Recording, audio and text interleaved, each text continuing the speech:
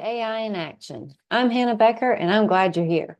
Throughout this podcast series, I'm bringing you some of today's leading thought leaders on artificial intelligence. We're going to talk about what AI means for our future and how we can safeguard our democracy in the face of emerging technologies. Let's dive in. Welcome to the AI in Action podcast series, Bishop. Thank you. Thank you for having me. What scares you the most about AI? Yeah, some colleagues and I were discussing this recently. For me, it really is U.S. strategic competition, globally strategic competition, but particularly right now with China, as we're in I think, somewhat of a two-country horse race, so to speak. And China has just hit the ground running, and they're utilizing every possible policy and tactic at their disposal in order to win out in this AI race. And particularly, I think a kind of a sleeper to this entire situation, in no small part, will be the energy pieces to it. When you talk about energy consumption, when you talk about the energy, for instance, necessary to run data centers, United States policies and really, to some degree, our values are really butting up to what is going to be practical and pragmatic when you talk about the continued development of data centers throughout the country. And with China, they're going to be much less opposed, for instance, to some of the pollution or environmental regulatory concerns that the U.S. has and should have in place. At the same time, one thing that we really could utilize at our disposal to kind of curb all of this is our previous leadership in environmentally friendly energy development. When you talk about clean energy, and you talk about the future of wind and solar power, hydroelectric plants, these things, China is now leading in that. Ironically, they're putting a lot of effort, or one of the main leaders in it, they're putting a lot of effort in the development of that type of tech while they continue to use fossil fuels. And I believe that at some point, that could really lead to some type of dramatic technical achievement for them, where they're utilizing that type of power to build out more of the compute, more of the data center support necessary for them to continue to be successful with these types of technologies. And we're going again now on two fronts to be playing catch up a bit. So that's part one. Part two, and I'm just kind of putting these in any kind of order, not necessarily in order of importance or priority. But part two again goes back to the idea of rights. For us, it's constitutional rights in this regard.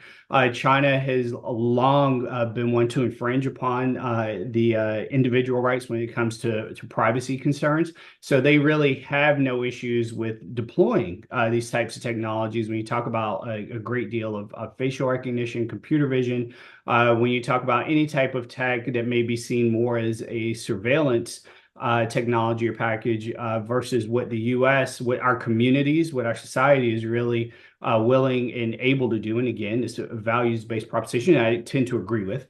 But they're going to utilize that level or lack of privacy or lack of rights to their ability in terms of building out these technologies.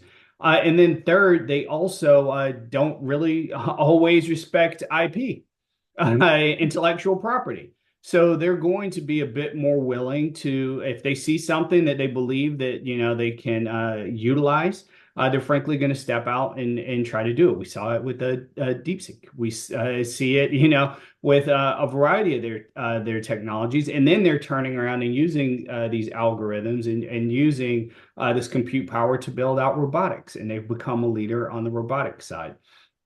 So, I mean, just to kick this off in a really passionate and bright and sunny way. That's more than a few things that we've seen thus far. And I think finally, if we haven't already kind of crossed this Rubicon, it's coming very quickly. The use of lethal autonomous weapon systems. Again, it goes back to very long-held traditions and respect for law of land warfare and how we actually fight and win wars. What we may potentially see is more and more of these types of technologies making their way to the battlefield, and particularly not simply for supportive operations, but in some capacity being leveraged as weapon systems in and of themselves. Such a great description of the competition that I think a lot of people aren't even aware of is going on. Yeah. Yeah, and you can put another pillar on there to just the effort to educate the American people on, like, when we say AI, how large of an umbrella that is, and what it really constitutes, and why it's so important for us to have smart, focused policies that are future looking, and not just at, the closest gator to the boat, so to speak, but really looking at down the road, what are the potential impacts of what we're putting in place right now. So what are you hopeful about with AI? It's so many things. Yeah, no, I don't believe it's doom and gloom completely at all, to be clear. I really do think that AI technologies, particularly what we're seeing with large language models, with small language models, they with AI agents, they really do provide pathways for more efficient work, and it really is already changing the scope of how we conduct our business and what the expectations are of the workforce. Now, break to some degree. I also want to make sure that we are being realistic in what this current generation of AI technology and tools can actually accomplish. I think we've already kind of seen a little bit of getting ahead of our on our skis, getting ahead of our skis, I should say, excuse me, and companies looking for opportunities to really cut back on what is workforce or operations, or believing these are going to be cost saving measures. And what some are ultimately seeing in certain industries is it's going to cost us more money if we try to replace some of our human capital, our resources, with these types of tools, because these tools are meant to enhance what people can do versus having an ability to really replicate or replace what they can do. So I think the big piece here, and what we need to really focus on getting right, is how are we going to continue to implement these tools into the grander stream of what we do, whether that's military and Title 50 or IC operations, whether that's, again, the human resources, human capital side, whether it's other industries, when you talk about healthcare, when you talk about law, for instance. Just even today, there's a big announcement of Anthropic having a new offering for law firms, and a lot of law firms coming into that. So having a JD myself and understanding the practice of law is really important to get that one right. Because at the end of the day, that's another great tool and resource, but it is not in and of itself a person that can be a paralegal or can practice law. So how are we looking to really leverage these types of tools in smart, efficient ways that don't become more of a quagmire, make our work or lives more cumbersome than they are?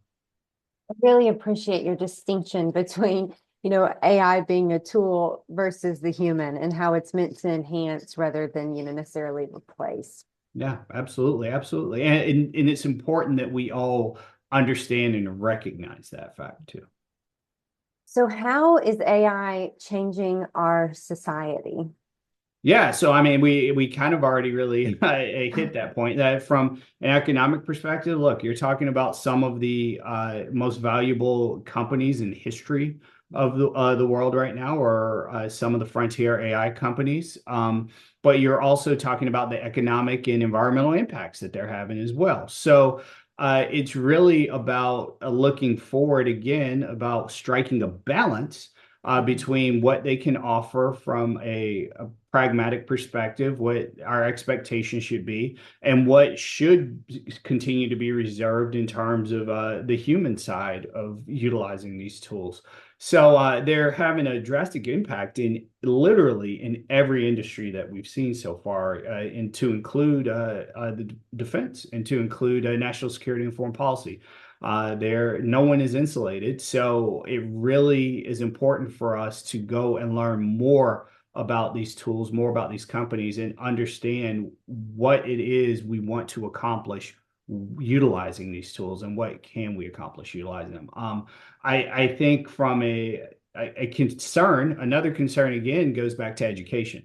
How are they being utilized in schools and universities? What impact are they having on students and learning? I'm father of two kids. I know what smart devices do. My wife and I read and read and read on these things and have many conversations, not only with each other and amongst parent groups, but with administrators and with their teachers. Because just the computers even of themselves can become somewhat of a distraction, and it can be, if not properly used and had left and right guardrails that are very clear and concise, they can be distractions, and they can actually, and they will and do take away from learning. And now we're talking about having these type of AI tools and chatbots and everything else with not only within the classrooms, but just within a very easy access for kids utilizing these types of technologies. So it's really important for us to understand, yes, there is a lot of opportunity that these tools can provide, but there's no small amount of danger, and we need to be able to identify both and really streamline it, excuse me, to understand how to best strike that balance. Mhm. So, what do you think people, really misunderstand about AI? Well, one, again, I think the large umbrella that we use to describe it tends to be Yeah. problematic. When you have LLMs, you have generative AI. We're still talking about general artificial intelligence, whether we get to a point where our artificial general intelligence, excuse me, where we get to a point where you have some type of tool or technology that we believe is nearing some type of consciousness. Hmm. When you talk about robotics, when you talk about computer vision, there's so many different categories ultimately of what artificial intelligence is. And we just kind of push all of them under that one umbrella and speak in very general terms when there are really some specific nuances about how they need to be developed, how they need to be built, how they need to be implemented, excuse me, Hmm. into our everyday lives, our society, and what type of regulations we should be considering when it comes to their use and their development and their deployment. So I have never been a big fan of the generalization when it Hmm. comes to this stuff. But that I do think it would help us as a society to better understand some of the significant opportunities and dangers associated with these technologies if we would begin to speak more specifically about them and how they should be utilized. Yeah, that's a great insight to a good approach. I like the visual of the umbrella. Yeah. Yeah, and like I said, it's a very big one, and Mhm. AI in itself is an emerging technology when we're talking about it too. So there are also going to continue to be other emerging technologies that come out that like quantum computing and you talk about quantum encryption and a lot of these the continued Internet of Things. A lot of these other technologies that are going to be themselves enhanced by some type of algorithms or some type of AI tool or technology that further supports them. So really understanding the different nuances here and how each piece touches one another is going to be important. And right now, I'm not sure that that's clear for the everyday person. Yeah, I think you're right. How do you think AI has the potential, to impact democracy? That's a bit, yeah. We can solve that one right here, right now, Hannah. We can go ahead and identify the one problem. So, well, there are going to be a few things. One thing we haven't hit on yet, and it goes back to your first question about what scares me the most, and I kind of want to go back and address this is cybersecurity. Uh, AI tools can be leveraged by those individuals, hackers who may be a novice at first, maybe beginners. If they are properly leveraging some of these tools that exist right now, it can really make them darn near professionals when it comes to being able to break in systems, being able to find vulnerabilities and exploit them. And that is going to be a major test, I worry, coming not only to 2026 to later in November for our elections, but also when you look at 2028 and the lead up to it. When you talk about a lot of these vulnerable systems, that are part of our election apparatus, our voting apparatus.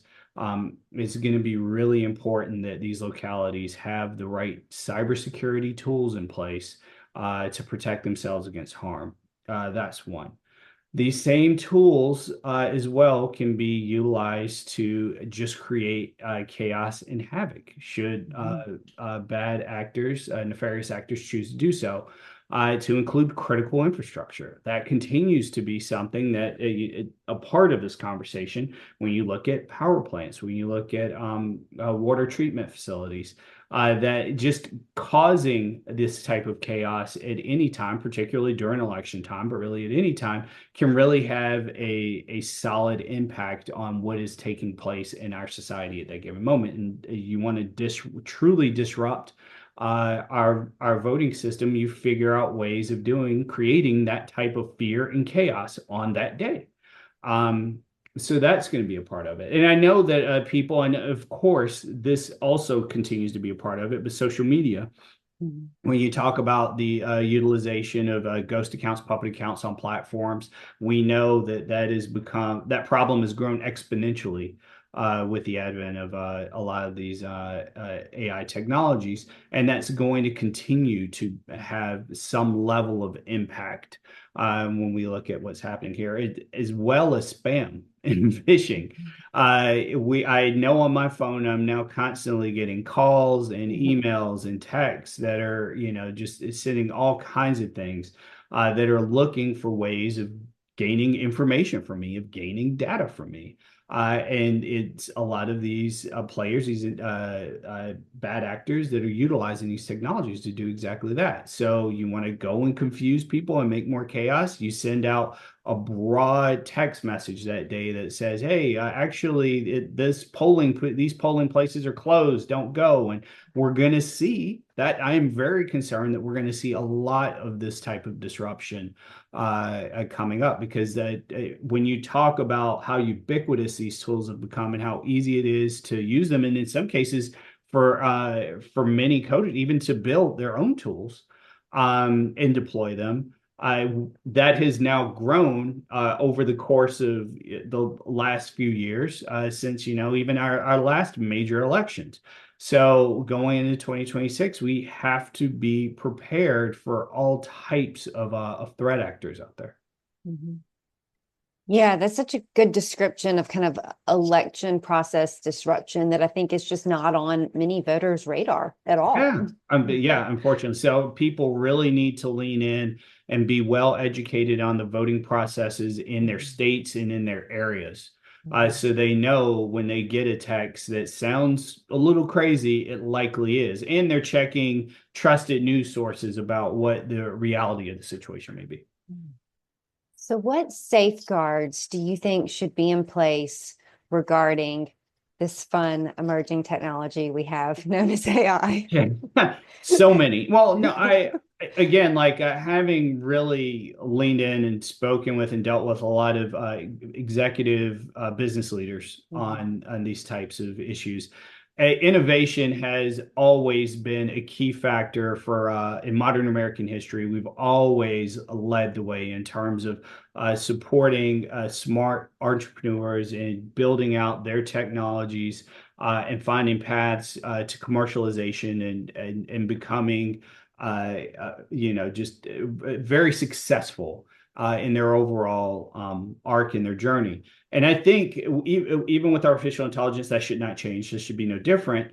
But we should also be recognizing that this is a type of revolutionary technology that can have a different impact in terms of how it negatively can and may affect society. Now, I think you can compare it a lot to the rise of the internet and the deployment of it. I would say the internet was a bit more static. It was a bit slower. And everyone didn't have access immediately, or a vast majority, a swath of society didn't have immediate access or even immediate adoption in the way that we do now. And even then, the technology was slow. You were going on AOL, you were going, CompuServe. Like we weren't worried about like as much about people dialing into bank systems all of a sudden. Like, yeah, that it could be a threat, sure, but everyone was so slow to adopt. It was slow moving tech to some degree. This is much different when everyone has, the power of a small computer in their back pocket. And you're talking about apps and you're talking about just access everywhere, almost at any time. That becomes a much different conversation for me. So when we discuss smart regulations, we first Congress has to be the one that's carrying the water and the weight on this. It's not going to be something that is going to be lasting through executive order. We really need to look to the Hill, the House and the Senate, working smartly with industry, with all the industries, because it's going to touch everyone, with industry and with the executive side in order to make the right decisions here. There are models out there in terms of the state level and in terms of international models that parts can and very well will work for a federal answer to this question.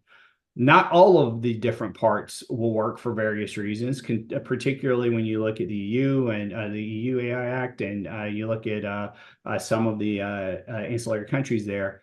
The way they've designed it doesn't necessarily take into account some of the inherent protections we have as United States citizens under the Constitution and some of the safeguards.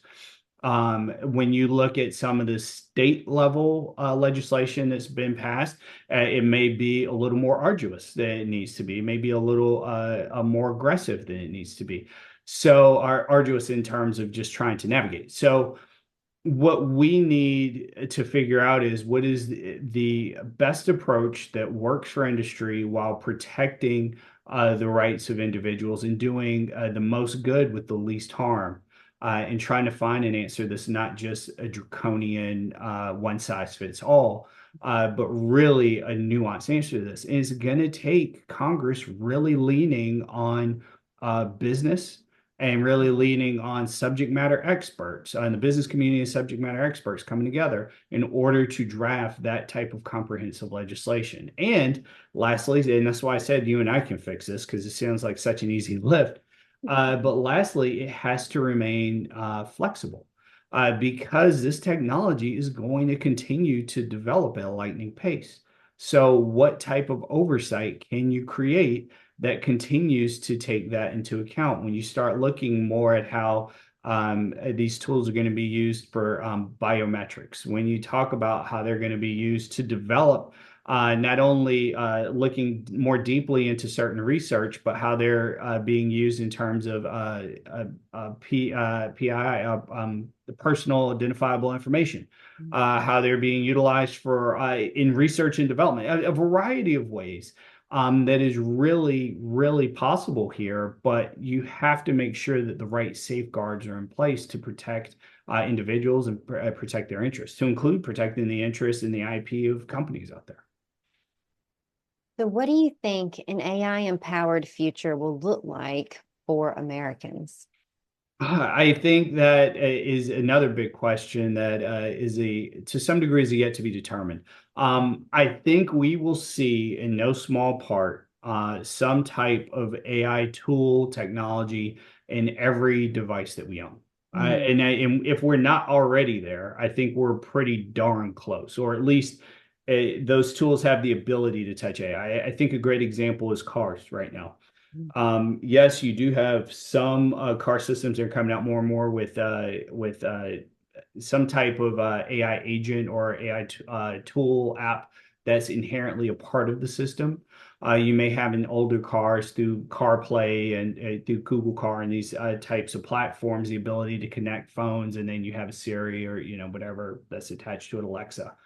But I do believe you're going to see more of these types of AI tools, technologies that are just going to be everywhere and they're going to have an impact. I think the first impact we're already witnessing and experiencing is with the workforce. What does that mean for some of the easier tasks that we have traditionally done ourselves? What can AI achieve for us in this moment and potentially in future moments? For instance, as we again look at the rise of any type of robotics is it's becoming more sophisticated. What type of activities can we really realistically see those type of technologies taking over for us? That's part one. And really it comes over to, again, to workforce. Part two is, well, where do we want to be? Like, what is the right answer for this is for individuals and as a society? Again, if you're looking at doing the most good and the least harm, I think right now AI being utilized in scientific research and development is fantastic. And even we go back to the example of law, when you talk about it being able to touch a lot of a lot of legal resources, textual resources, and cutting down on some of the time for attorneys to do the actual research piece of it, so long as they can verify how it's going out and getting what sources it's pulling from, which is very important. The last thing you want to tell a judge is that, oh, well, it appears my AI chatbot hallucinated this, and that's happened already, where lawyers citing cases that never existed because they just went out on the internet and used a chat GPT or whatever and just pulled, and chat GPT pull from a Law and Order transcript or something. So I do think there's a great opportunity for future use of these technologies to really have a great impact and make life more efficient, so long as we are keeping in mind that at the end of the day, we're utilizing it as a tool. It is not the end state. It's a part of the journey to help us get to that end state. And I think that's really important. So that's workforce, that's making life more efficient. And I do think there's a place to make life safer. But the question is, again, how are communities, how is society going to view this? Because there is definitely value, for instance, in utilizing parts of facial recognition where you're talking about human trafficking, when you're talking about missing persons, when you're talking about any type of criminal activity, robbery, assaults, everything, being able to quickly verify an identity, to quickly see who is a part of this can be really, really important.